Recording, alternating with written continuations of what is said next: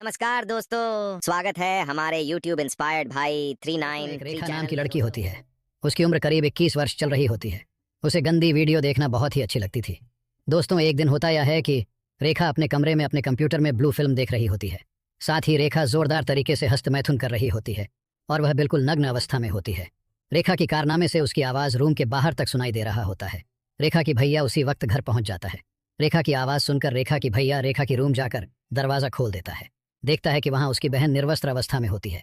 तभी दोस्तों वहां पर ऐसी घटना घटती है जिसे जानने के बाद आप हैरान और सोचने में मजबूर हो जाएंगे। जी हाँ दोस्तों, आज की इस घटना को सुनने के बाद आपको एक बड़ी सीख मिलने वाली है। चलिए दोस्तों, आज की इस घटना को शुरू करते हैं।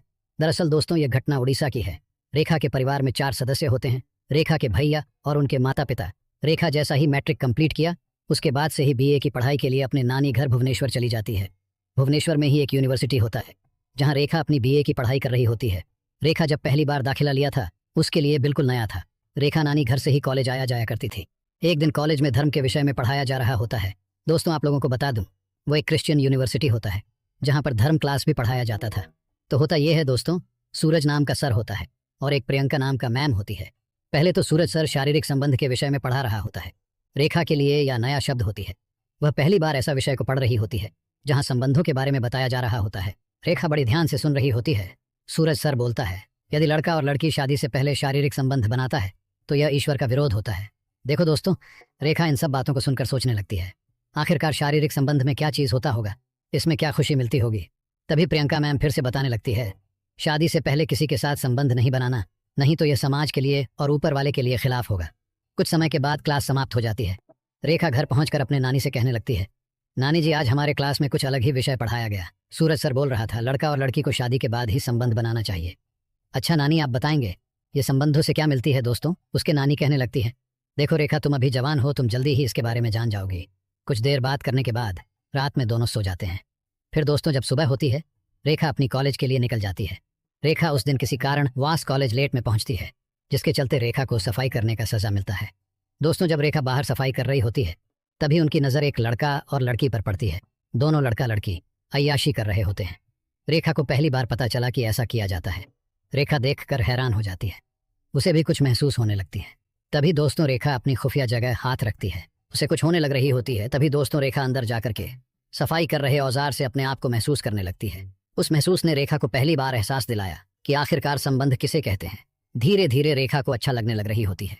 जैसा ही कॉलेज छुट्टी होता है, रेखा अपनी नानी घर जाकर एक पुराना कंप्यूटर होता है, उसमें इंटरनेट कनेक्ट करके गूगल से सवाल पूछने लगती है, आखिरकार अपने आप को खुश कैसे करें।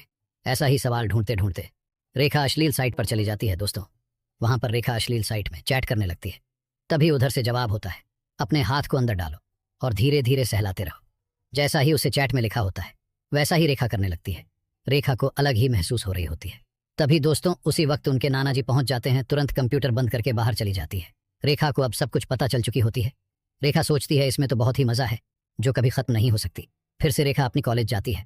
उस दिन सभी को बाहर घुमाने लिए होते हैं। दोस्तों, रेखा उस लड़की से पूछती है, तुम्हें उस दिन कैसा एहसास हुई थी? लड़की बोलती है, तुम्हें इसके बारे में कैसे पता चला? रेखा बोलती है, अरे मैं उस दिन तुम दोनों को करते हुए देख ली थी।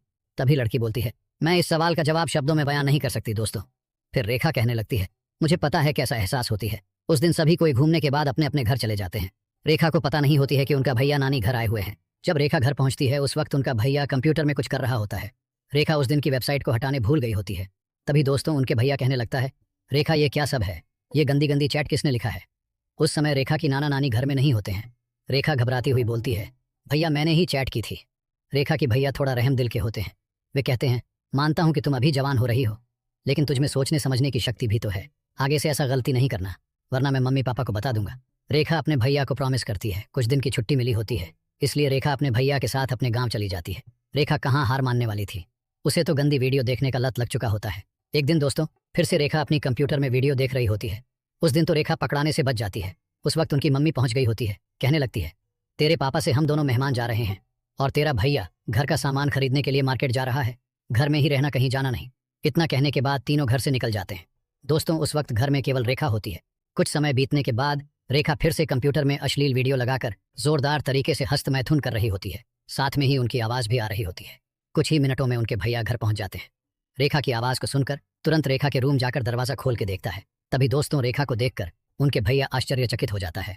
वहां पर उनके भैया रेखा को गिराने लगता है। कहता ये है कि मैं तुम्हें पहले ही सब कुछ बता चुका हूँ, फिर भी से तुम अपने लत को छोड़ नहीं सकी। तभी रेखा कहने लगती है, देखो भैया, मैं अभी जवान हूँ और जवानी में कुछ करने का मन करती है। मैं अपने हवस को बुझाने के लिए इस चीज़ का सहारा लिया। आपको तो पता ही है, मैंने अभी तक किसी से प्यार नहीं किया और ना ही किसी से शारीरिक संबंध बनाया है। यह तो मैं जब भुवनेश्वर में थी उसी समय से सीख चुकी थी। तभी रेखा के भैया कहने लगता है, इतना भी जवानी की अभिलाषा नहीं होना चाहिए।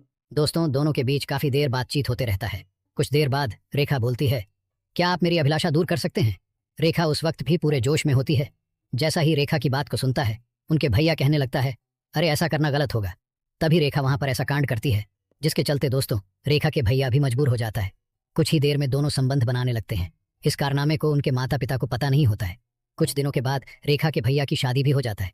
रेखा अपने BA कंप्लीट करने के बाद उसे एक प्राइवेट जॉब भी मिल जाता है। देखो दोस्तों, रेखा पहले नॉर्मल लड़की थी, लेकिन किस तरह उनके जीवन में जवानी की अभिलाषा होती है उसे रेखा को भी पता नहीं था। देखिए दोस्तों, इस घटना को सुनाने का मकसद आपका दिल दुखाना या आपको परेशान करना नहीं है।